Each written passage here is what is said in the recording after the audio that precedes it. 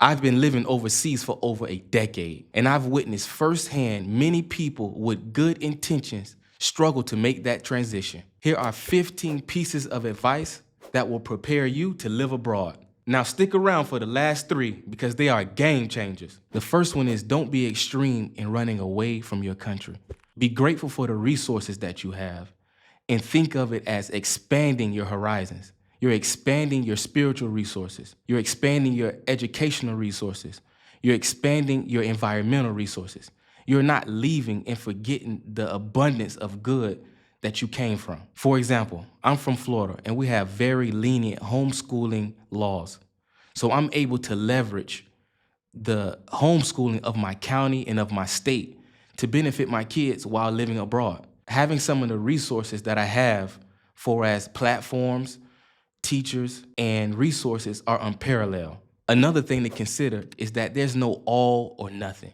Many people look at it as either I stay and I deal with the ills of the West or I leave everything. But the reality is there are many models. For instance, some people can make Umrah and then visit a country for a week or 2 or a month in groups, or sending children and teens abroad for summer vacation or for spring break on a yearly basis will equate to years after time. Or consider the model of leaving your family for a period while going back to work or finish education. I've seen that some of the most successful families and students were those that stayed for periods of time and went back to gain resources. Another one, don't let people's opinions be the determining factor for the decisions that you make. Oh, so often I've heard people say, oh, there's no way to make money over there. That environment is not good for the children. There's nowhere to study over there, without even traveling or knowing the resources. There are hundreds of cities, villages, and small towns within the country, and you don't know where you're going to find your sustenance. Allah has commanded us, "Famshu fi manaqibiha wa kulu min rizqi." And this ayat tells us that you should travel to the furthest extents, to every nook and cranny, to the mountains and over the hills, to find the sustenance that Allah has in store for you. So yes, benefit from those who have traveled, take their advice, but don't let that be the determining factor for you to find your risk, your sustenance that's written for you. For example, when I traveled to Egypt in 2011, I traveled to Upper Egypt and I found that there were a number of cities and they were desperate for English teachers and they were willing to pay almost anything for someone that they can promote from America to just teach the basics of the English language. But if I had listened to people that only stayed in the main capital or the main cities, I would not have found those opportunities. Another very important matter, we all worry and struggle about our visa situations, but we have yet to ask ourselves, what are the reasons, what are the objectives that countries give out visas? On a very low level of thinking, we feel entitled as Muslims to just go to any country, that we can just use our passports, and that they should just extend any period of time for us to stay in their countries without adding anything to the society. And this is completely incorrect. The reality is every country has objectives that they want to meet.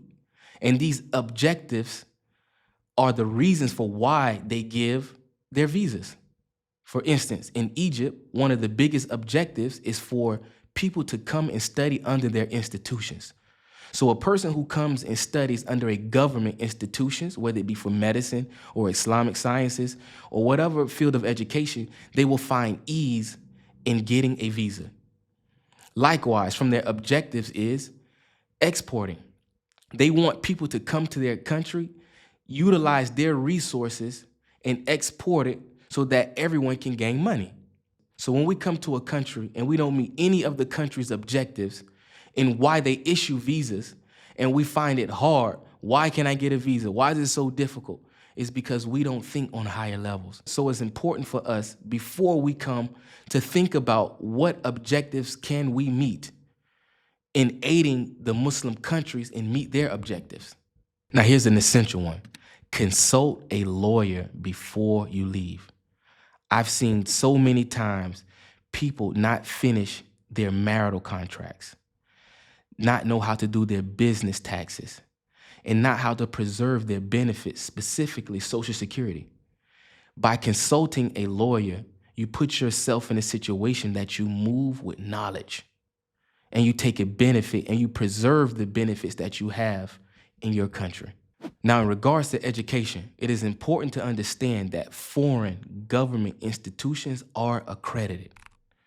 Whether your country is accredited for you to enter is another thing. However, if you enter into a government institution, you, whether it be college, whether it be your children, for the most part, are accredited.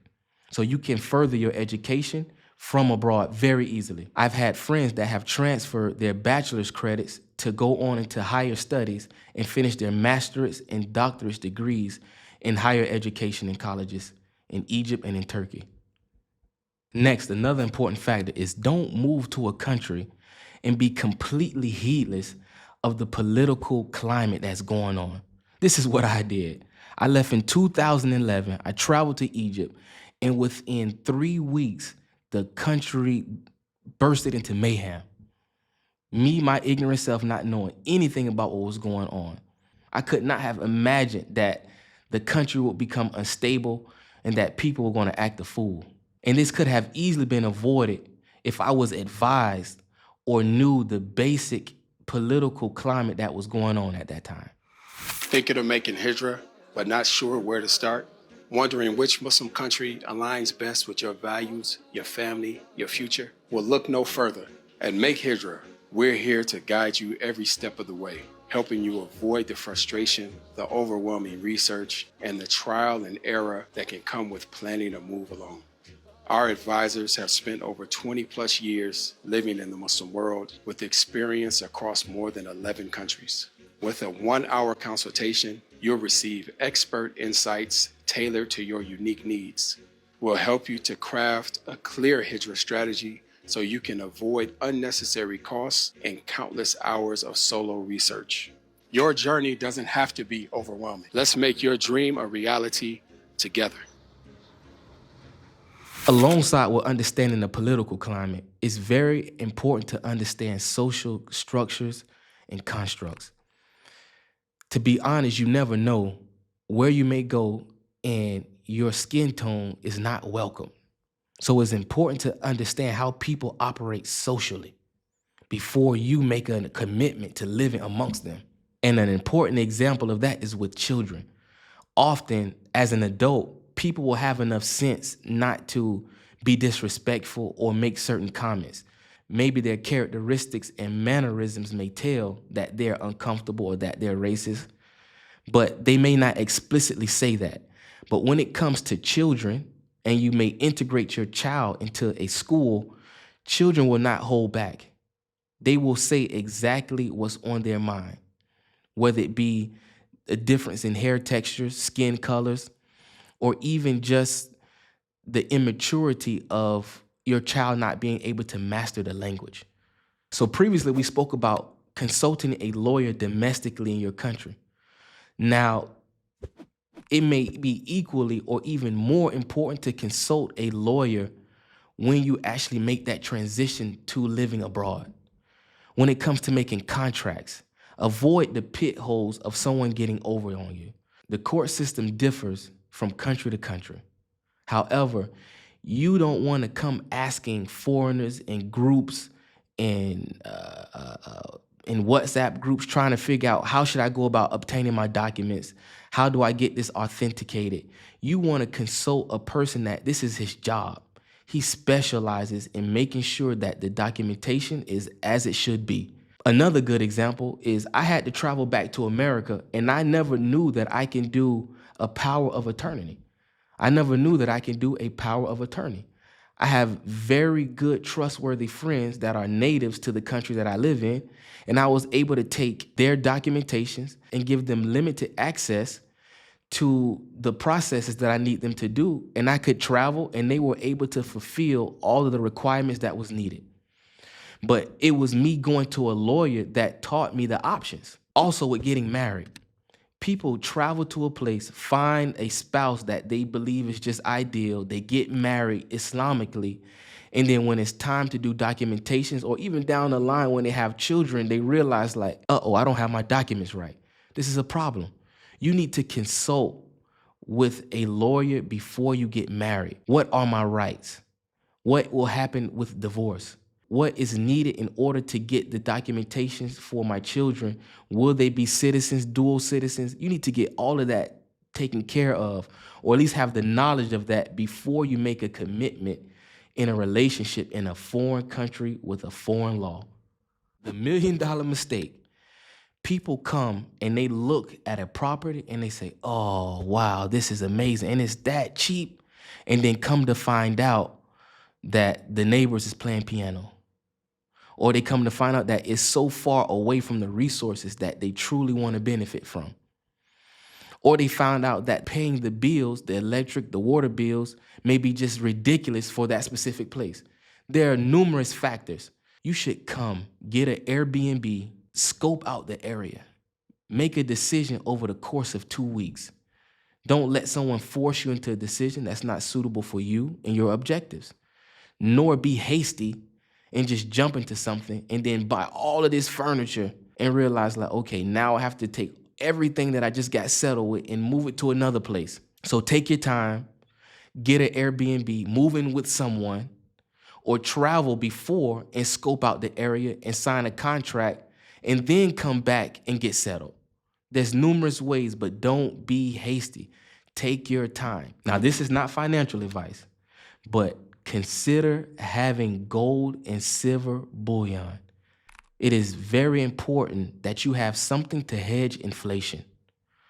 Likewise, when there is a problem with banking, ATM cards, you want to have something that is liquid, that you can just go outside to any place and say, here is some gold or silver that I need some currency to fly and get out of the country or to take care of a necessity. Now, you need to understand how much you can travel with, but ideally to have something that you can get an airplane ticket out of here if something happens with your banking account or there is an issue with cross-border payments. You need to be able to have something liquidable on hand. Discover the opportunities that await you, avoid common pitfalls, and potentially save thousands with the Real Egypt, your handbook to authentic experiences and a smarter travel. Start your journey today. Now let's get into the game changers. People always ask, what is the best place for me to live? The reality is there is no best place. What you need to truly consider is what stage you are in life. Living abroad is about time periods. What is the most suitable place for me in the next 3 to 5 years, or it could be 1 year, but it's about the stage that you're in. Let me give you a number of examples. If you're a single man and all you want to do is study, you need to move to a place where you can study for a specific period of time. That place is the best place for you. There are people with big families, and the most important thing is the education and the environment for the children. So the best place for you, the best country, the best city is the place that has the resources. It could be internet, it could be schools, it could be the picturesque environment. What is the best thing for those children is the place that you need to be. So stop thinking that this is the best place because someone said. No, it's about the stages that you are in life. Sometimes people come and they don't realize that the most important stage of their life is rectifying their marriage. You need to go to a place that is conducive to help you build and reconstruct your marriage. Or it could be newlyweds. Newlyweds need to go to a place where they can romanticize and enjoy the environment and just have good years on a minimum budget. So the place that you need to go is the place according to the stages that you are in life. Maybe it's teenagers. Some teenagers need resources where they can socialize and gain skills. So don't think about places simply because people praise them. Think about the stage that you're in and what's suitable for you to obtain those objectives. Now I have to address a crisis. When I first arrived in Egypt, the first week I heard horror stories about Western women leaving and going back to the West.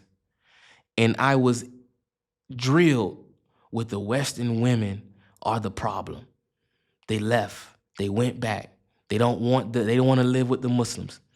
And I actually believed that for a while. And the reality is that's not true. Many people are ignorant of providing the necessities of emotional, educational, and social support that people must have. The reality is, in many of the Muslim countries, that teenage girls have the least amount of ways to express themselves. Young boys, teenagers can go out and walk around and do as they like. But when it comes to teenage women, they spend the most of their time with family, friends in a different language, or in the house. So there's not much for teenage girls to do unless you're living abroad in a Western-like society, which comes with its ills, or you're paying a lot of money for the girls' entertainment, and which can be costly. But just moving and assuming that there are resources and environments for women and teenage girls is not the case.